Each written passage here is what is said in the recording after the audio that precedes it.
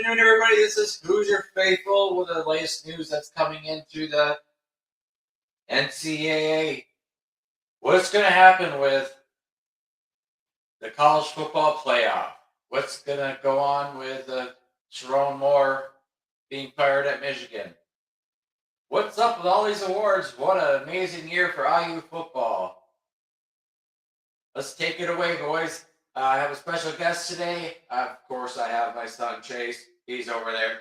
And also, I have our friend, my former player, a hell of a kid, TJ, on with us too. So let's get started, boys. What are we going to start with first? Man, I truly want to take some of this time to talk about who we might be facing in the college football playoff this year. Right. Obviously, we do know it's going to be between Oklahoma and Alabama. Right. I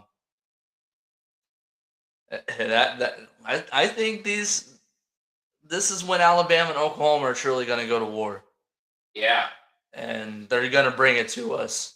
Bring it to us. I definitely think that's true. And I like that idea. Yeah. I mean, we're going to somewhere that we've played before, the Rose Bowl, so we understand, the outdoor environment we're going to be in, and we have time to look at them and watch film on them. Defensively on both sides, they're ranked nationally. Yeah. So that's something we got to look at. And also Oklahoma, fast, physical team. Yeah, they are. So, T, what's your opinion on it? What do you think, and why do you think that? Who are we gonna face? Thank you guys for having me on the show. I really appreciate it, and glad we talk some ball today. I really think it'll be a great game. And again, we've already seen in the regular season. We've seen Oklahoma and Alabama face off already, and Oklahoma played a better game than Alabama did, and they beat them in Tuscaloosa, which they don't lose a lot there, so it was a pretty impressive win. I think that it'll be a war of attrition, right? Whoever can win the trenches will have a much easier day. And I think Oklahoma being at home will prove a massive advantage. And I think they're better coach. I know Kalen DeBoer is a great coach, but Oklahoma, Brent Venables really led a great team here this past few years and came on strong this year. If they can figure out the offense, Oklahoma will be a really scary team for the playoff, but their defense is what I would look out for in this game, especially. Yeah, there has been some reports. There has been some reports out that Simpson might be hurt with a back injury. We don't know. What was that, TJ? I was just saying that's not good for them. No, it's not. It's like their whole offense. Yeah, and also Oklahoma's offense is not really good either. So, that helps us too. But what was the score in that game? It's 24-20, I think, the first time. I think it's probably even lower scoring this time. I just think the defenses just get kind of eerily similar maybe to the Big Ten championship game, right? Obviously not as too good at defenses, but maybe like 17-14, Yeah, I can see that. I just can't see it being a high-scoring game. Yeah. Yeah, it's going to be a defensive battle on that game. Alabama and Oklahoma, I'm still a 50-50 shot at that game, honestly. Yeah, I kind of disagree with that one. If we're talking stats, and granted, Alabama, Oklahoma always have been a very good recruiting classes, but it's been an ongoing battle between the Big Ten recruiting and the SEC recruiting. Yeah, the Big Ten is definitely getting up, though, in recruiting. It's starting to have more parity. The Big Ten has been the top. Our top of the Big Ten has always been very good. The bottom half hasn't been good.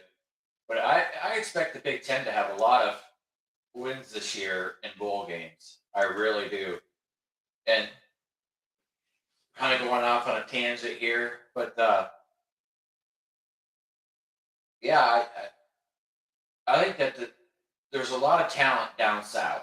There's no doubt about that. Down south is where the talent is.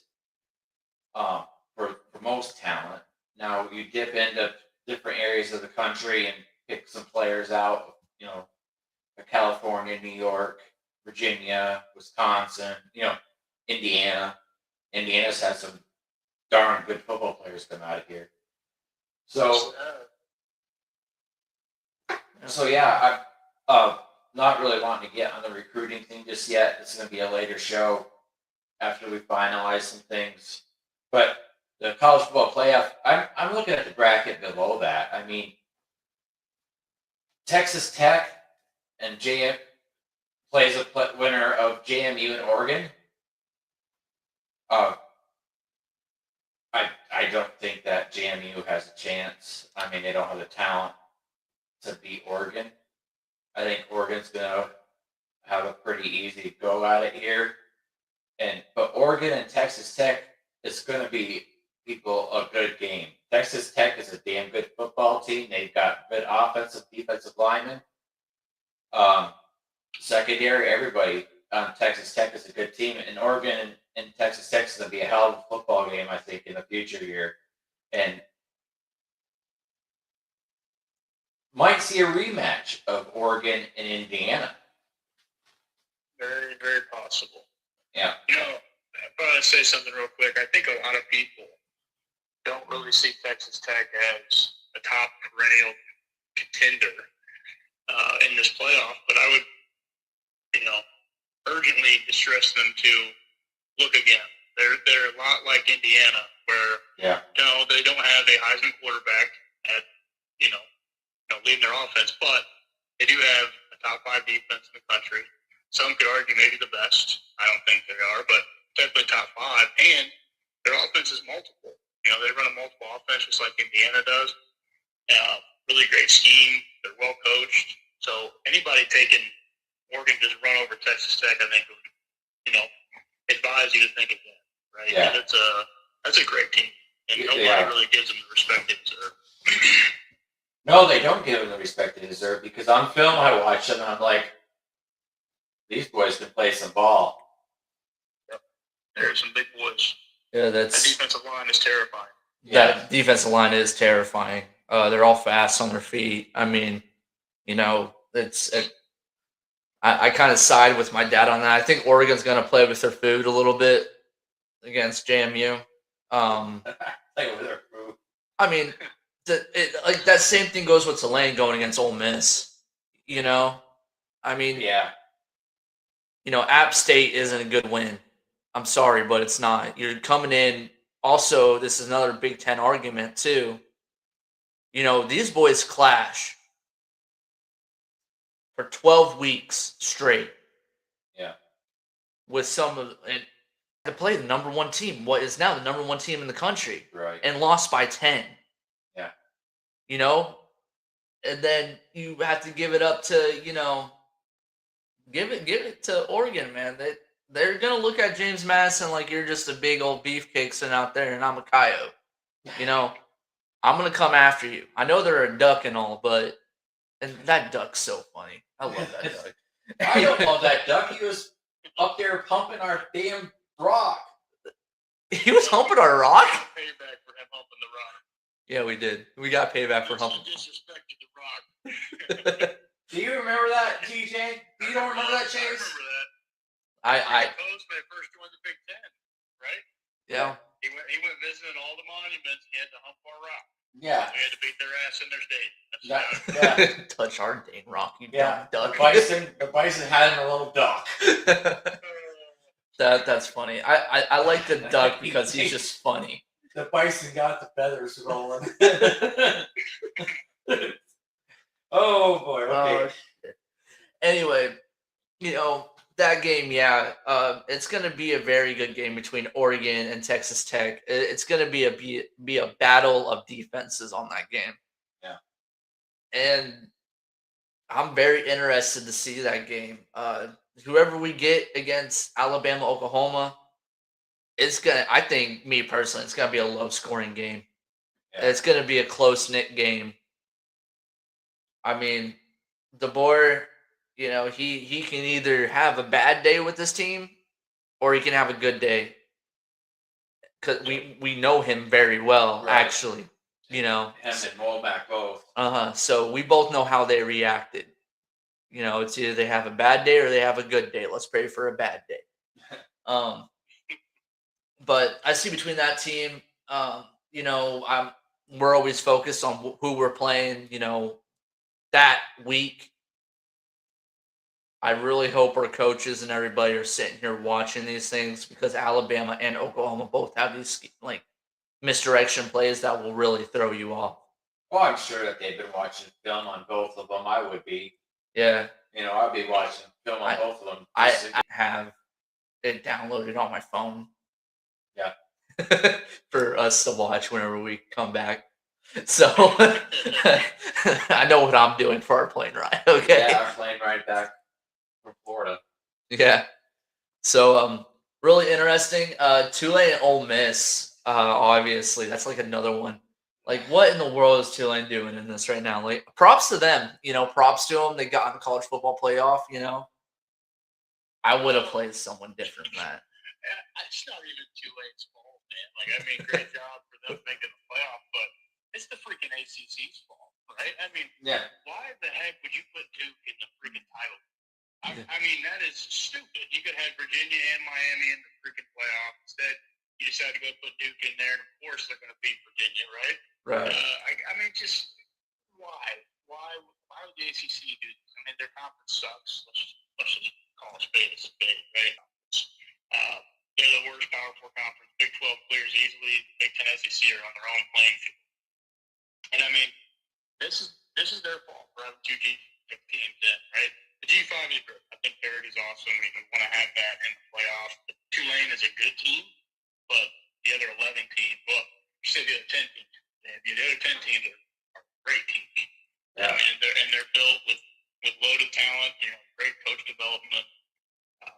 It's honestly not even fair to put the G5 teams in here. It's cool, they're gonna get some money for being in the playoff. But Ole Miss and Oregon are gonna make the games probably unwatchable. Right. And most of those games are going to be played the same night as the pro football's playing, and it won't have any views. But exactly. I don't know. Texas A&M and Miami actually, I like that. That's going to be a good game too. I think. I want to see what Beck does. Yeah. Against the strong Texas Tech A&M, secondaries, Texas A&M, yeah. It'd be interesting. He's played them before. He knows what they do. Right. But I think that game right there might be a little close. I think Texas A&M goes on to win against Miami, faces off against Ohio State. I think it might be Miami versus Ohio State. I disagree. Really? Yeah, I do. I think that Miami has a lot of talent, and people haven't realized that it's one of those teams that if they're on, watch out. Mm-hmm. If they're on fire, watch out because their whole team has got a bunch of talent on it. And if they're coaching all four phases of football, watch out for Miami. I truly think that. But whoever wins that game has to go play against Ohio State. Whoever has the Ole Miss and Tulane game has to play against Georgia. And Georgia, I think that Georgia's been underrated all season. I really do. Yep. Georgia. They look like one of the best teams in the country for sure. Definitely. And I think ever since they lost to Alabama, everybody's kind of been like, yeah, well, they're not the same as these. They still have Kirby Smart. Right? And Kirby Smart's still a great football coach, and they still have a whole bunch of 5 stars on that team. And they had the talent. Talent's all there. Great coaching. People got to realize that team very well might win it all this year. They look like a powerhouse. That defense is a powerhouse. 100% agree with you guys on Miami because I guess Chase, you didn't think Miami was going to win, but I've got Miami taking that game as well. I think they're peaking at the right time. There's some really good things to think about. Yes, 2 midseason losses, but these last 4 or 5 games they've looked really, really good, and that's where you obviously want to peak later in the season. They could I'm not saying to beat Ohio State, but they could give them the game. Right. For sure. Yeah, Miami, Carson Beck's a really good quarterback. You know, it's like every team right now this time of year, there's been injuries. So I think it's going to be a great game. I really do. I'm interested to watch the Texas A&M Miami game and Alabama Oklahoma game. I'm really interested to see those games. But Georgia, on film, I was watching film on Georgia. I'm like, holy crap! I didn't realize it because I really don't watch the SEC much. I just don't. I'm a Big Ten guy through and through. But did watch some of Miami play this year. But Georgia, I mean, that game against Ole Miss, because I'm pretty sure Ole Miss will win this game, even though all the coaching carousel over there is going on. But yeah, I'm telling you, that Georgia team is probably the top 2 in the country. Yeah, like that Georgia team, they have that defense on them, that defensive line. Oh my God. They could probably play in the lower part of the NFL, that defense and Big. Georgia. They are giants. Yeah, those are big boys. Big Just boys. like, But I mean, think about this, guy. I mean, that defense played great in the SEC championship game, but that pass rush has been awful all year long, right? So maybe they're also peaking at the right time. yeah. And that's kind of scary to think about with all that talent that they've got. You're like, well, they haven't really played defense well this year. Then Alabama scored 7, I think, right, in the SEC championship game. So, and that's a high-powered offense. Now, would Ohio State get held to 7? I don't think so. But I mean, who's it really tell until we watch the games, right? Anything can happen on any given day for college football. Yeah, any given day, I want Georgia. Tulane guys could beat Ole Miss. If that happens, man, Well, it happened, but it could. but it could. I will be if that happens. I'll find the nearest casino. Let me get Powerball numbers if they win that game. Yeah. But yeah, I mean, I'm pretty interested how this bracket rolls out. That Georgia, if it happens like I think it's going to happen, that Georgia Ohio State game is going to be a hell of a game. Because I don't think that either A&M or Miami can beat Ohio State, and the Georgia Ole Miss game should be a really good game. They're familiar with each other, but I don't think that Ole Miss will win this game. They've got a lot going on over in their program right now. So I don't know. So I think it's going to happen there. This lower half of the bracket, a lot of good games that's going to be happening on that. I've called a few upsets this year. Yeah. Quite a few. I just don't see Ohio State getting past Georgia. I don't. I'm talking about, and that's something that's different between me and you, Dad, is that whenever I watch football, I watch all the games. I watch SEC, Big Ten, ACC. I watch all of them. Yeah. And I'm watching film constantly because I know at some point, any given time, there could be a chance for someone to play someone and everything gets screwed up. Yeah. I just personally don't see Ohio State winning against Georgia. One, you got to look. Indiana, how many times did Saying get sacked? Yeah, 5 times, right? How many times could they get the ball off for a run? Not very much. Yeah. Well, what are you going to do against Georgia then?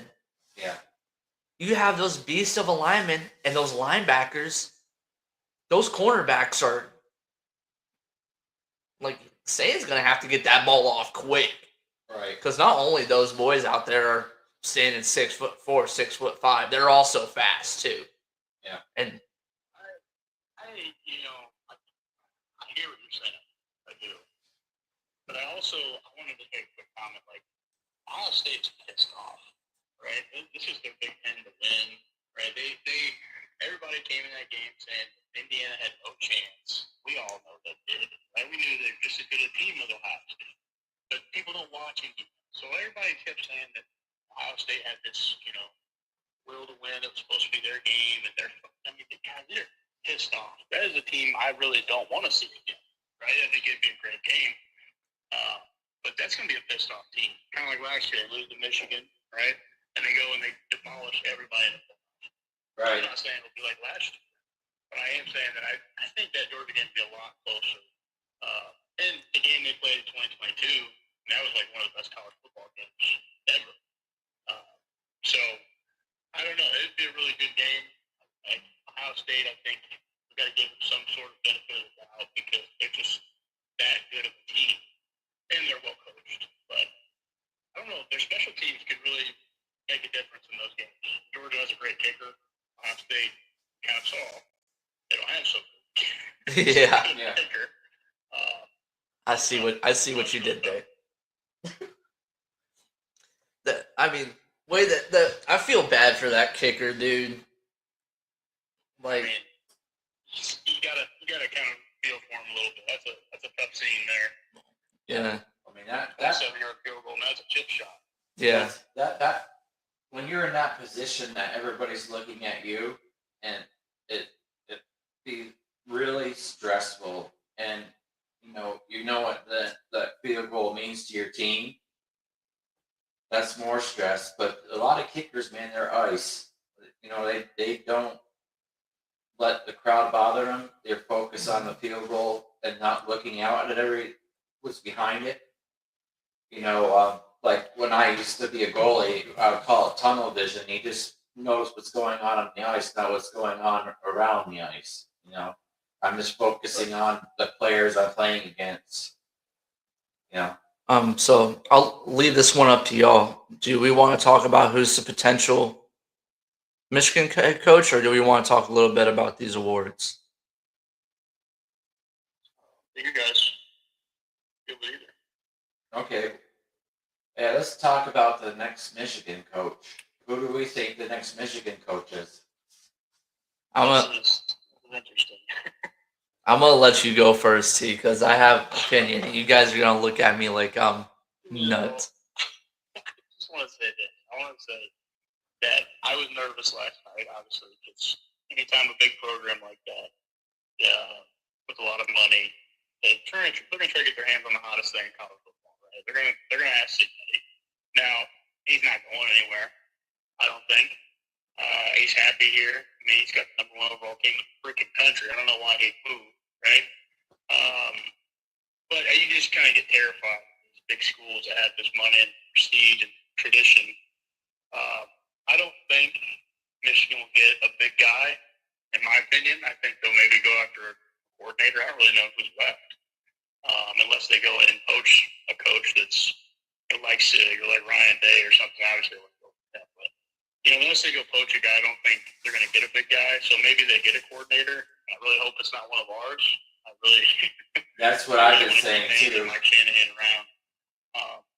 But maybe they go to the NFL.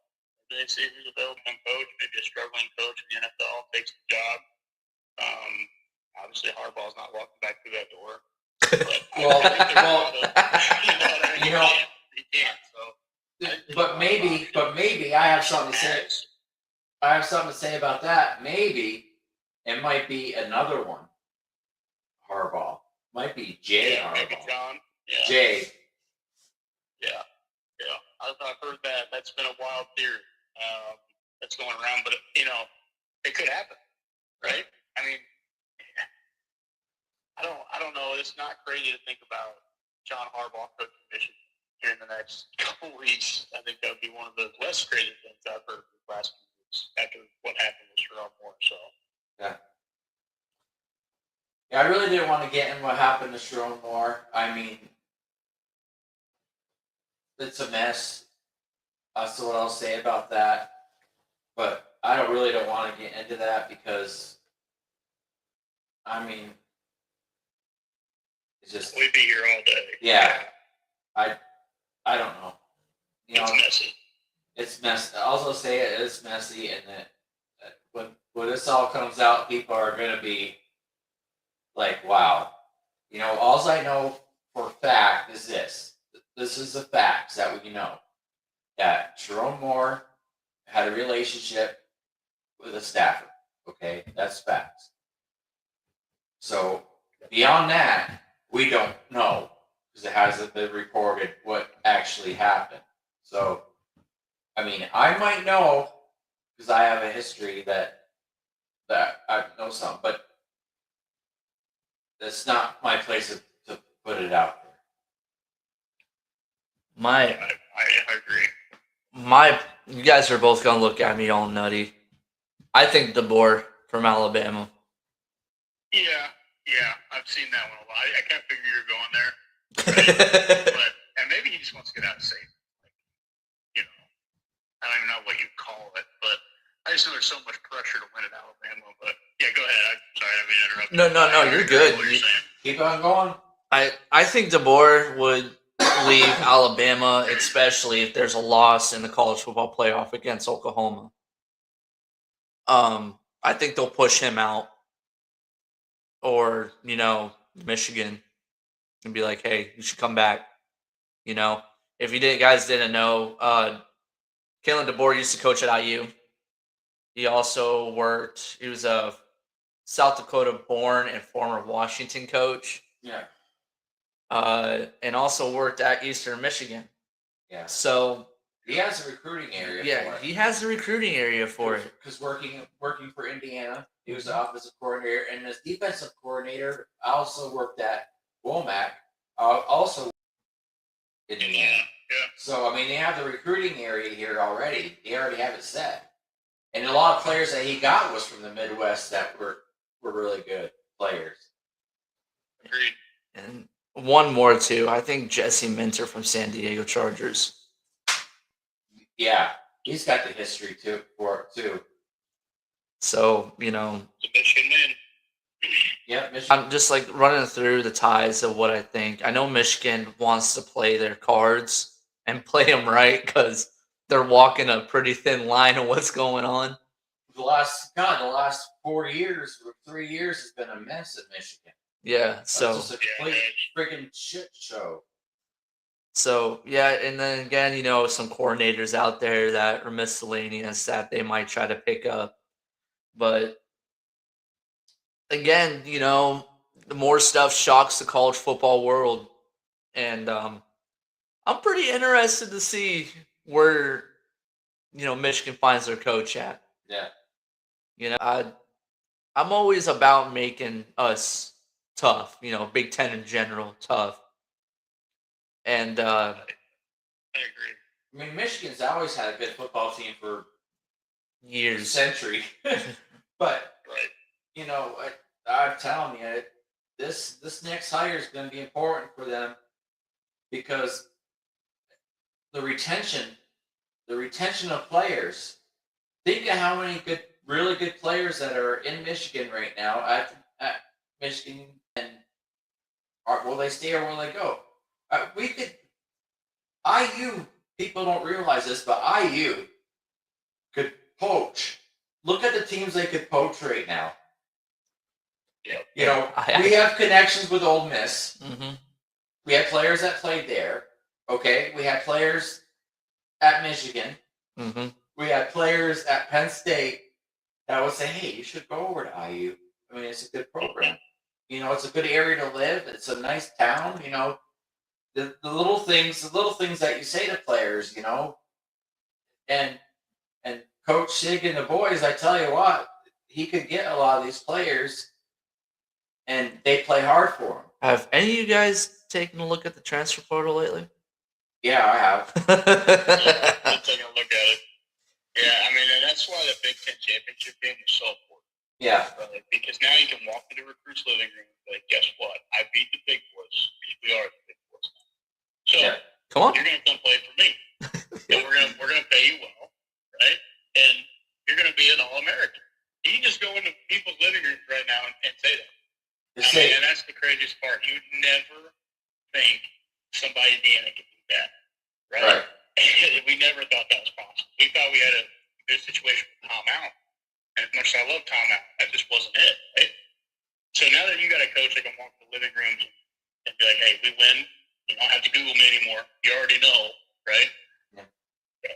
it's such an advantage, right? And these transfer portal, they're already, I think Indiana's been the best team in the transfer portal the last 2 years. How much better is it going to be now? Right. Now that they're number one team in the country, the Big Ten champions, and if they make a run to the national championship this year, my God, they're going to be a powerhouse for years to come. Right. Yeah. One thing I like to say too is that player development on our Indiana staff. If you look at these players that weren't recruited out of high school, really, and he's taken them all, some of them for multiple last 2 years and taking them from a smaller division school and taking them to go to the pros. Player development is huge in a player's eyes. Can this guy make me go to the show? And a lot of these kids, 80% of the team all think that they have a shot to go to the show. Yeah. Less than 1% make it, but it's a fact. I think a lot of our players this year are between, first to 5 round picks. I could see Fisher going really well. I think it's the top 7. I think we'll have 8 players go into the draft this year. Good, and I wish that 2 of those players wouldn't go. wouldn't go, but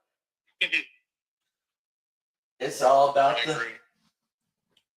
Wholeheartedly, I agree. I think there's so many players on this team that are underlooked, right, by national media, people, talking heads have no idea what the hell they're talking about. Yeah. There's so many good players. Stephen Daly doesn't get hurt, he probably gets drafted, right? Right. And maybe he still does. He might still. He's been an absolute force on the defensive line this year. He'll probably go day 2, day 3. He's got the right size. What's that? He's got the right size. Yeah, he does. He's a big boy, right? D'Angelo Pons will be hopefully a first-round pick, maybe day 2, but and they talk about his size as being, kind of undersized. But look at Kenny Moore. Kenny Moore's a great slot corner, about the same size. So there's so many good players on this team. They're so underlooked because of the 3-star, 4-star crap. They talk about blue chip ratio, how we only have 8%. Well, it doesn't matter when you're coached that well and you have players that listen to you. They develop well under you. So, yeah, I'm excited. I think it'll be the first year I'm excited to watch the draft because I know there's going to be a lot of Indiana income. Yeah, it's true.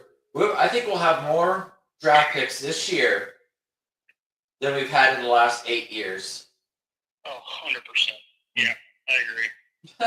Yeah. That's just crazy to think about because we've had some very good players come out, and most of them that have come out and played have been college football free agent, NFL free agent contract for a rookie contract. Right. But we've had some really good ones come out that are still playing, that weren't drafted, that are still playing to this day, and some that were drafted late rounds. Yeah. So I agree.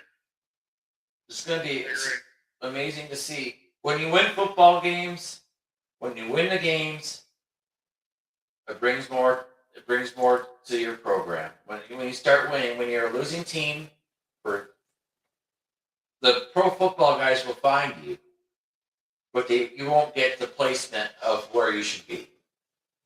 You know what I mean? They'll find you. They find people in small schools all the time that are great ball players. Players even. Yeah. So they find you, but now you've got extra eyes on you every week. Mm-hmm. Those blow ups, those pass breakups that we've had, or even just whenever, just for instance, when Jeremiah Smith got that ball thrown to him and Pons is 5-10 yards behind him, they're going to look at that and they're going to be like, yeah, it's not great, but we'll work on it. Yeah. But then you look at the amount of times that any QB has thrown towards Pons' way. You just don't.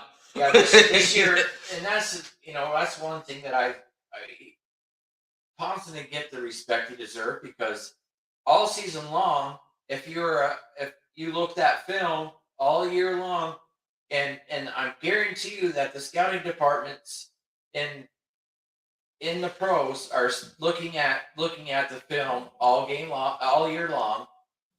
He wasn't thrown at.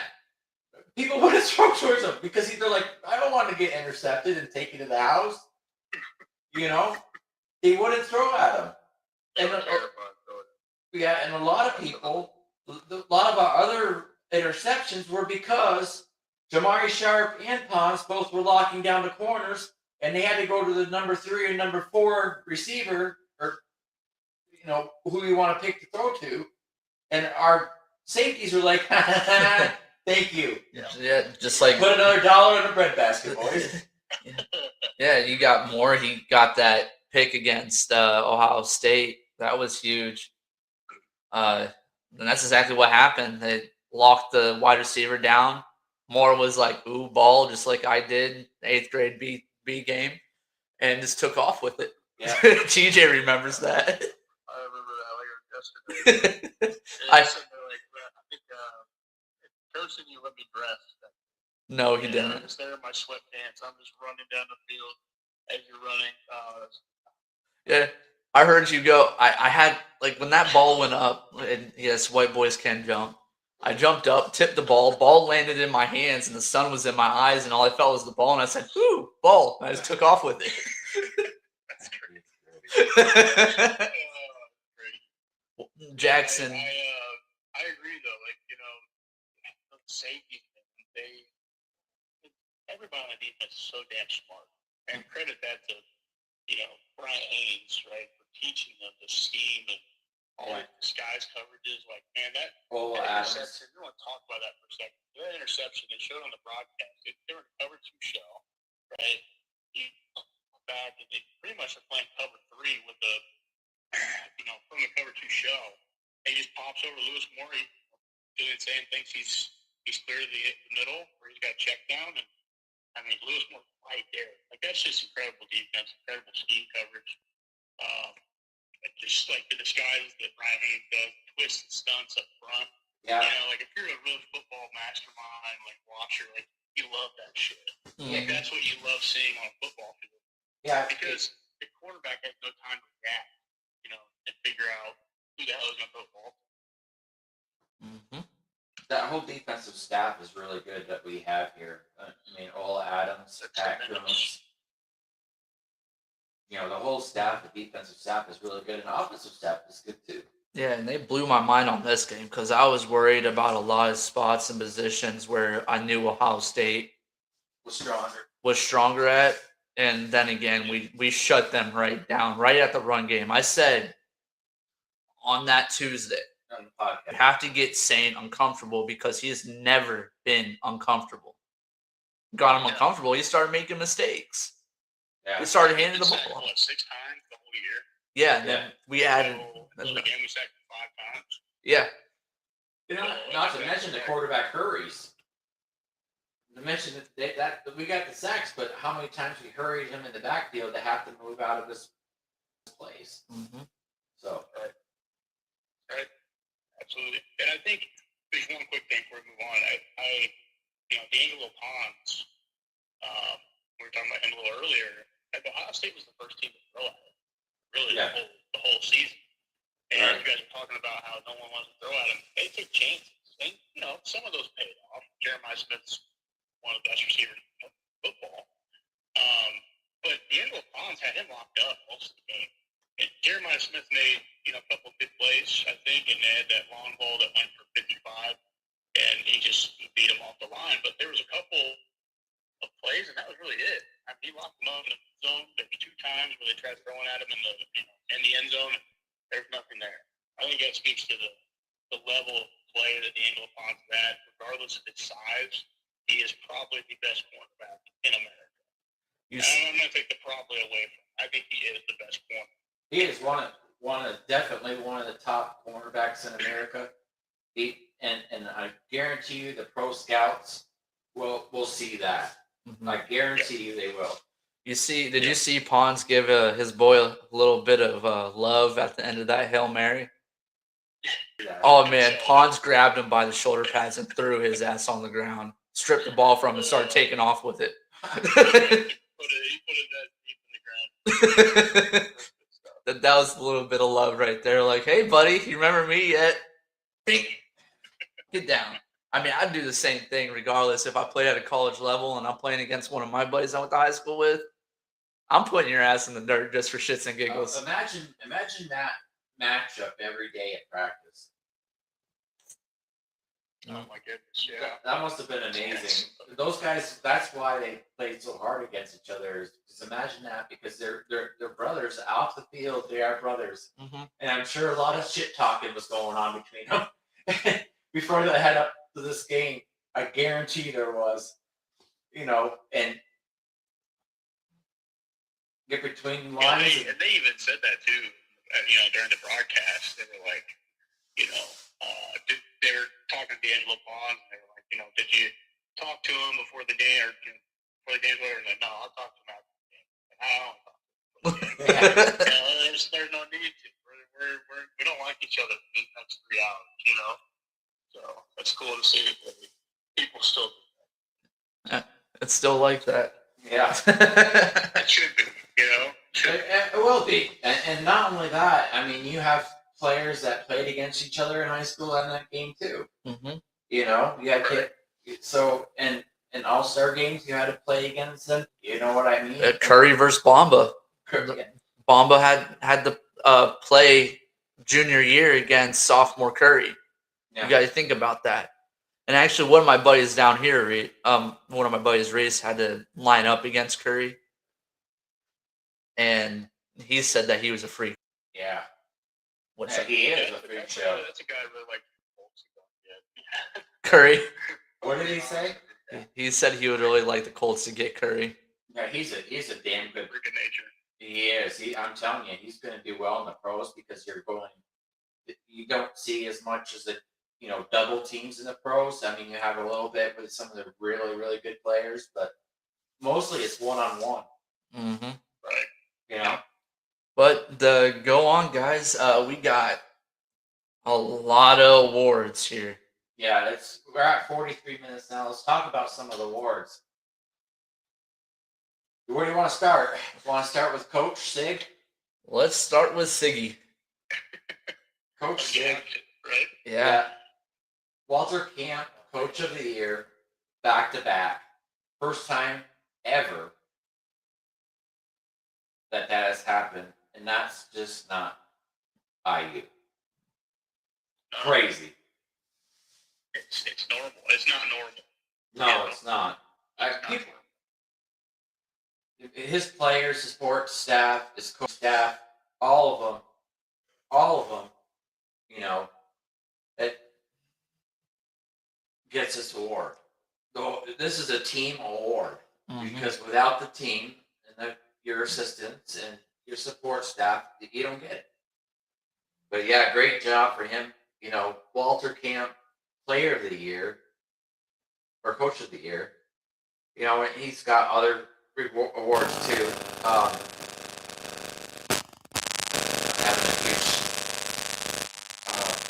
Sorry guys, I'm having a huge feedback. Yeah, I don't know where it's coming from, but.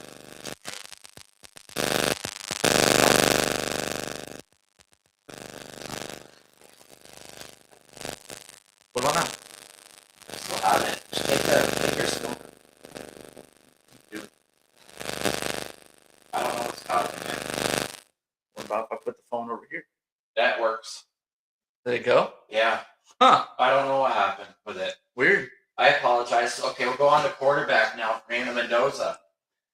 So we're looking at a long list of things here. Big Ten Offensive Player of the Year, Big Ten Quarterback Player of the Year, All Big Ten First Team, All American First Team, All American Second Team, National Player of the Year, Heisman Trophy finalist. Yeah. You think he'll be the winner too, TJ? He'll be the winner. Yeah. I think Vegas has him at 3,000 odds, minus 3,000.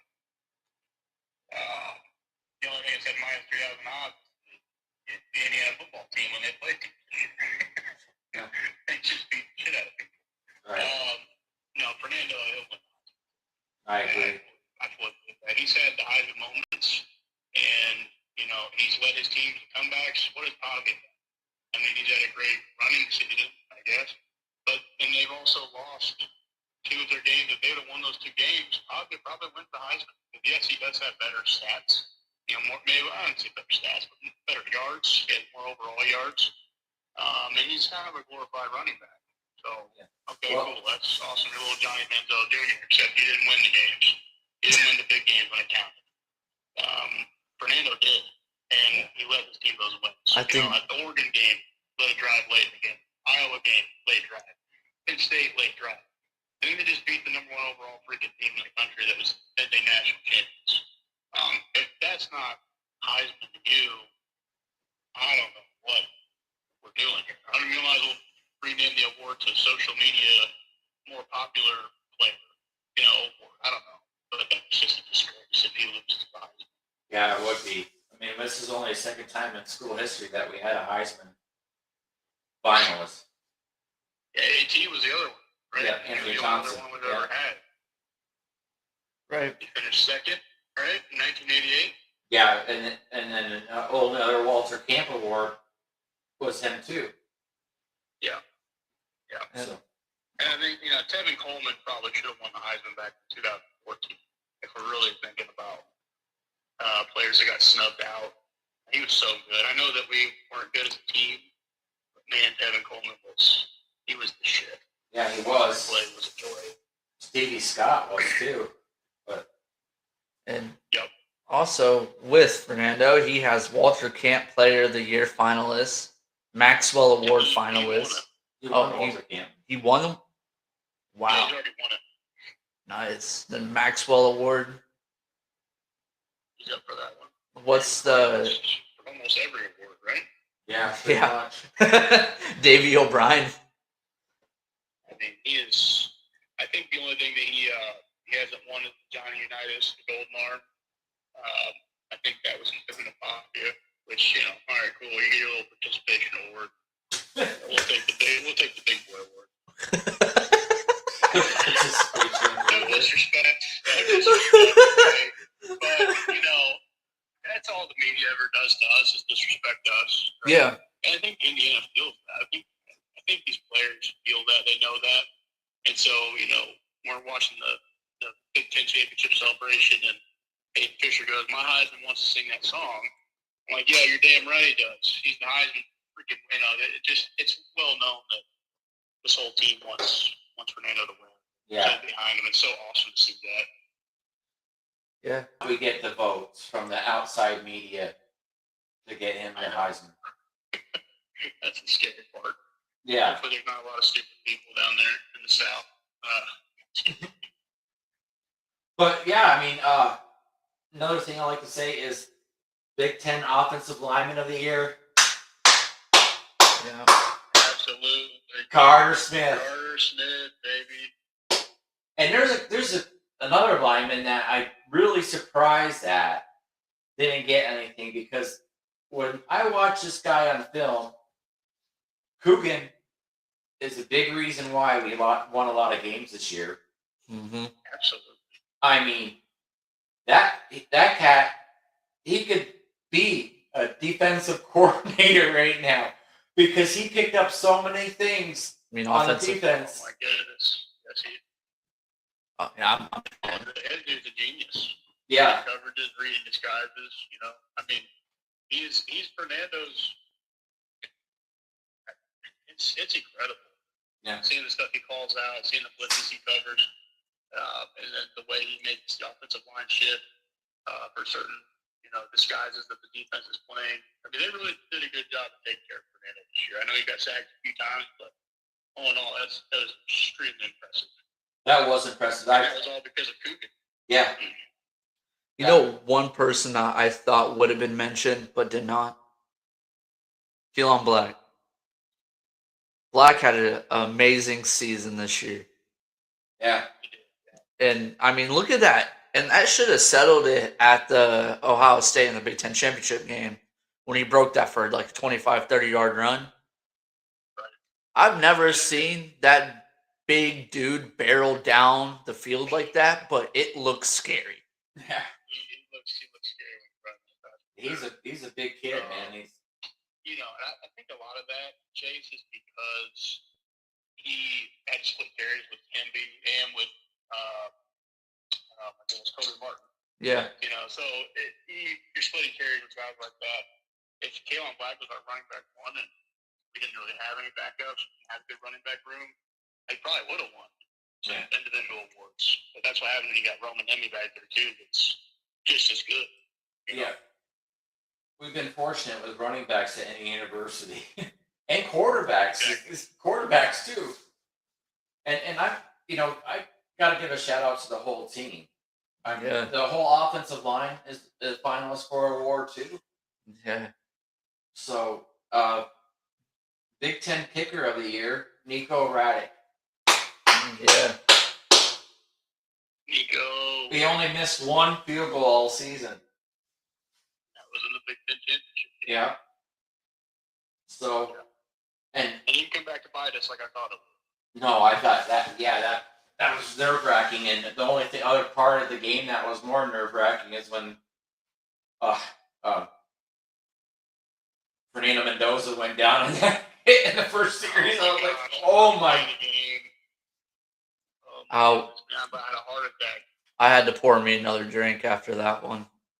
That was like freaking watching the Pacers game 7 and seeing Tyrese go down. I thought that was it again. I'm like, I'm just gonna jump off a cliff or something after that. Like, it just was not fair. But he got right back up, came right back in. That crowd was so loud when he came jogging back on the field. I got the whole family over at my house for the first time to watch the football game too. It was amazing. And that was interesting one. I bet that was fun. Oh man, it was fun. And I have this big glass that I put beer in. It holds in 2. I can put 2 beers in one glass. I saw him go down. I chugged the rest of my beer and filled it back up. And I'm like, it's about to be a long night. It's gonna be a long night if we gotta watch Alberto. I love Alberto. That's Fernando's moment, And man, I glad he got to fulfill it. After that play, he started running back out there, and I put my beer back down. I'm like, all right, we're still in it. I'm like, all right. I feel you, dude. I feel you. I mean, Fernando's had a really good season too. And I think I don't know if we talked about the defensive side of the ball either for awards, but I mean, D'Angelo Kwanzaa, first team All-American, first team All-Big Ten. Mm-hmm. Aiden Fisher, first team All-Big Ten, first team All-American, and Lewis Moore, first team All-Big Ten as well, and first team All-American. You guys are just incredible. Wow. I knew that we would be good again. I didn't know we'd be this good again. Yeah, I didn't. It's just a testament of these coaches. I sat there and I woke up for the first time in a long time smiling because we took down Ohio State. And, I mean, the Big Ten championship game, again, Coach Sig over there rewriting history for Indiana. Man, I was just wow. Like, I was tearing up a little bit when we won that game. I'm like, what did we just do? Yeah, I'd like to say this though. I mean, with Brian Haynes getting the Burroughs Award, that was huge too. But you got to give shout outs to his players on the defense side of the ball, and his assistant coaches don't get enough love because I mean, if you look at his assistant coaches, Pat Coontz, defensive tackles, you know what I mean, and you got the safeties and defensive backs, Ola Adams, and it's just Grant Kane, special teams, but Rod Olong, cornerbacks too, Buda Williams, defensive ends. I mean, this whole staff that's under him and players deserve to be mentioned for that award because without them it wouldn't be. Right. You know what I mean? Right. I have to say this too. I want to shout out to our recruiting staff. And, our recruiting staff has done an amazing job this year. I'm not talking just like recruitment, the support staff, and in general. They find these players in the transfer portal. They find these players in the nation that come play for Indiana. Mm-hmm. They're the ones that mostly do the work before an assistant or head coach goes to these players. Right. They're watching hours and hours and hours of film on different players, different places. That sounds like such a fun job. I could do that. I could do that too. I would love to do that job. That'd be awesome. I honestly, when Tom Allen was here, I came really close to doing that. Mm-hmm. Very close. And yeah, I would love that job. Found out later that you have to have a master's degree in most times to do that, which is, I don't agree with it, but it's all about connections. Like I knew, and Coach Allen knew, because I would talk to him about players on the East Coast that I've heard about, and he seriously looked at, and the recruiting staff looked at, and the places on the East Coast where people don't usually jump in to get. Yeah. So Absolutely. there's Syracuse, Rochester, Buffalo. Then you have some of these, the smaller communities, Rochester, Syracuse, on down to the DMV. You got to get some of them natives. You got to get some of them corn-fed bred dudes out there. And believe it or not, guys, they can get pretty big out there. Yeah. We've had a lot of good offensive linemen come out of that area that are just big boys. But yeah. Anyhow, it's 11:55, y'all. As we know, this is when we start breaking down. And Tuesday is going to be a little wonky for us, y'all. It'll probably be a later show. Yeah. Father and I are flying back from Florida, just to turn back around and go back to Florida again. The following week. But so it's going to be a little wonky on the show time on Tuesday. Be patient with us. We're doing a show on Tuesday. We're just going to probably have a little bit of jet lag. Yeah. Or some alcoholic beverages after the jet lag. Anyhow. Yeah, so have a vote. We should let T do the breakdown today. Breakdown. Let's do it, T. Am I doing the breakdown? Do Breakdown. Do the breakdown. How do I do the breakdown? That's okay, T. I'll do the breakdown. Good. This has been a great show. Thank you, everybody. Like and share. Like and share on YouTube, please. And, I don't know if you guys want me to sing the song. hey, sing that song. No, I'm just kidding. Oh, man. Oh, that's awesome. But no, Yeah, hey, thank you guys for having me. I really appreciate it, and it's awesome to talk football. So it is. We always yeah, with both of you. love to have you on here, TJ. I've always had much respect for you. As a person, as a man. Thank you for being on here with us. Yeah, and TJ, keep on trucking. Hopefully one of these days I can get you up here, be live, on this show, sitting in this beautiful red couch of ours downstairs. That would be awesome. So that's the plan. we'll have to make it. Hopefully we'll do it after we win a national championship. Oh yeah, I like it. I like it. That too. Yeah. Well, one game at a time. One game at a time. I know. Cool. So, Alrighty. well, I appreciate it. No problem, T. I'll talk to you soon. yeah. So people like and share this on YouTube and on Facebook, and I'll try to get it back on X again, like I did last week. Thank you for being with us, and I cannot wait to see what happens with this. Go Hoosiers. Have a great day. God bless everybody.